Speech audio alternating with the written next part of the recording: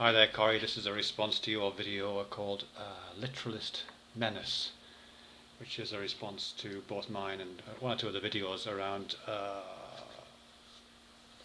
your video. There's a couple of specific questions which were addressed to me, so I'll see if I can take those on and see what I can do with those. And if there's time at the end, I'll wobble on about something else. Specific questions you asked me. One near the beginning, which was I think it was something like, why the problem with sacredness? I can't read my own handwriting here. Why the problem with sacredness? And then later on you say something about why are mystery and the sacred dubious terms. And somewhere also to do with the boys at the beginning, you ask me, are feelings suspect? You know, if sacredness is a feeling, are all feelings suspect? Are beauty and love suspect? Are they as suspect as sacredness? Yes, yes, yes, yes, and yes, I think I would say. Let me just start with the last one. Why are mystery and the sacred dubious terms? I think to answer that, I would say we just need to look at the history of the sacred, really. I mean, the history of atrocities is been quite often the history of the sacred.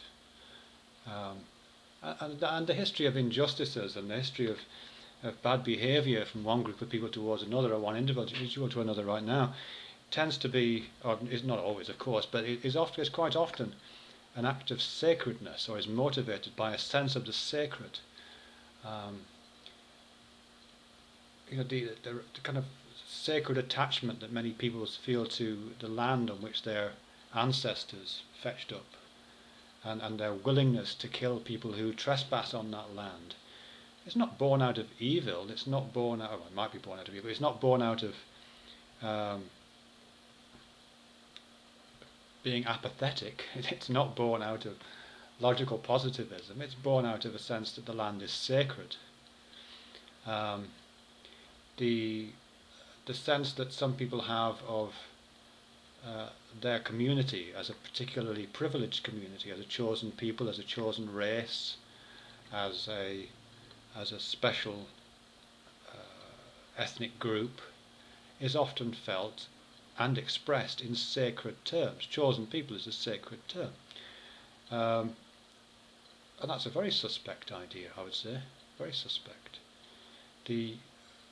So at least some of the individuals who think it's okay to shoot abortion doctors or to blow up abortion clinics do so because they think it's sacred. The right to life, the life of the unborn child is sacred.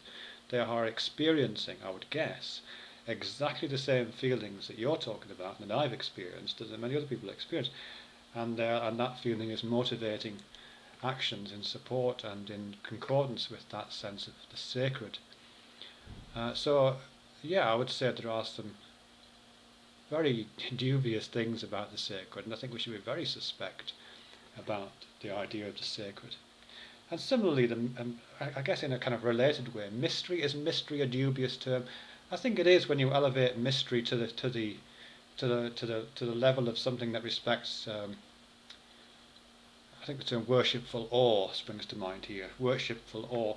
It's a term that Alan Nadler uses when he's talking about Spinoza.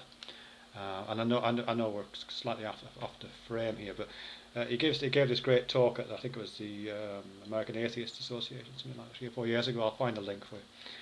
And he's talking about Spinoza, a pantheist, so it's not exactly what you're talking about.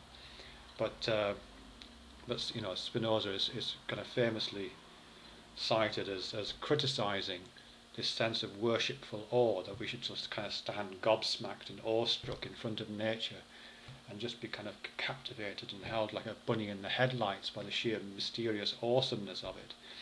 And I think he's right. I mean, that would be I think that's a kind of suspect attitude.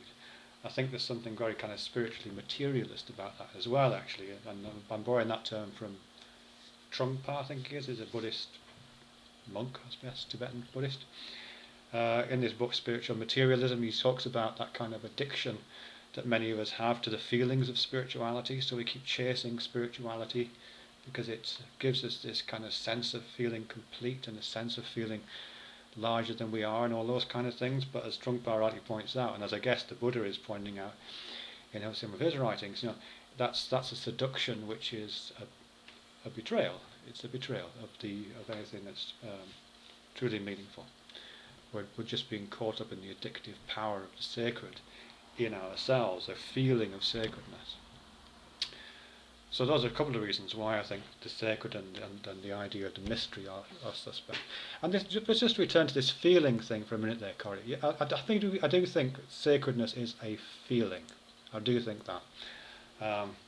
And one of the reasons why I think it's slightly mysterious, the way that a lot of this conversation goes, is because I mean, feelings are fantastic. I love having feelings, but they don't represent.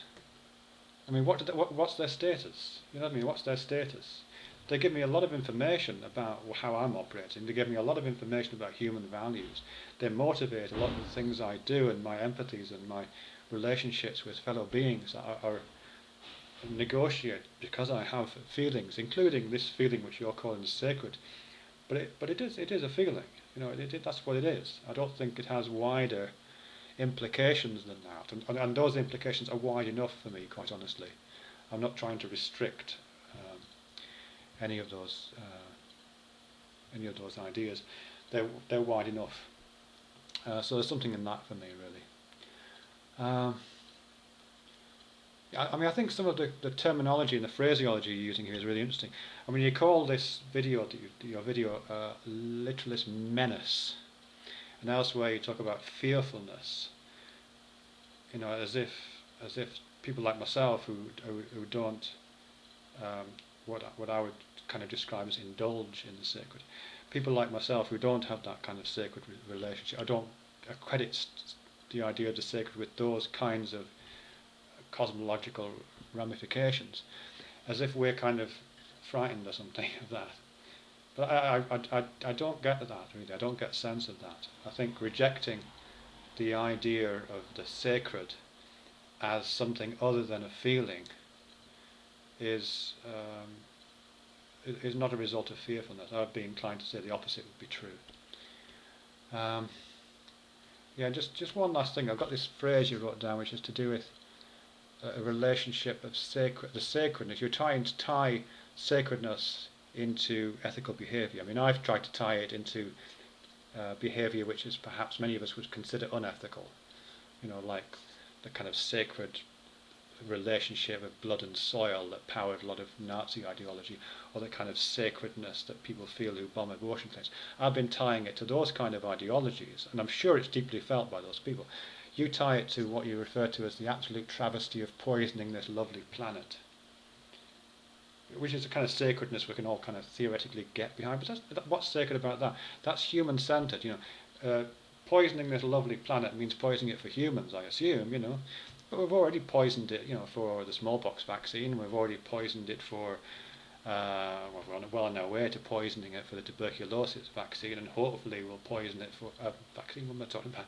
The tuberculosis bacteria, and hopefully we're well on our way to poisoning this lovely planet for the AIDS virus. You know, we're not poisoning. You know, poisoning. I don't know. It's a loaded term. It's in with that lexicon of language that you're using. You know, like fearfulness and like menace and those kind of terminologies, which is about placing this on an emotion, elevating the language of the emotions as if it had a status which I just don't think it can stand up to, really.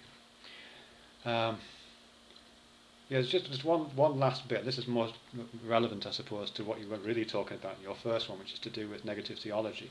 You do this thing about, you know, when you can't talk about God, you silence yourself.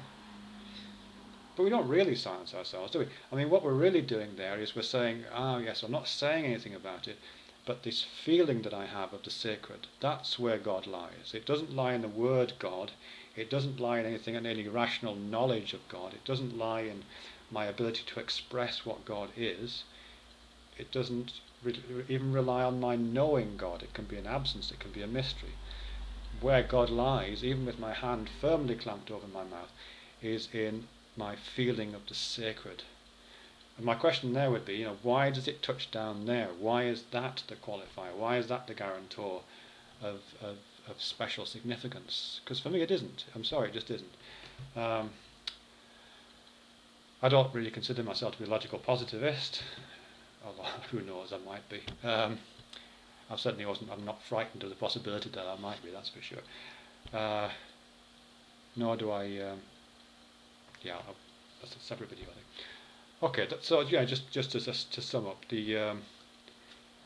are feelings suspect, including beauty and love? Yes, people die for love, people die for beauty, people kill other people for reasons which are sacred. Are mystery and the idea of the sacred dubious terms? Yes, they are. I firmly believe they are, yes, dubious. Thanks very much.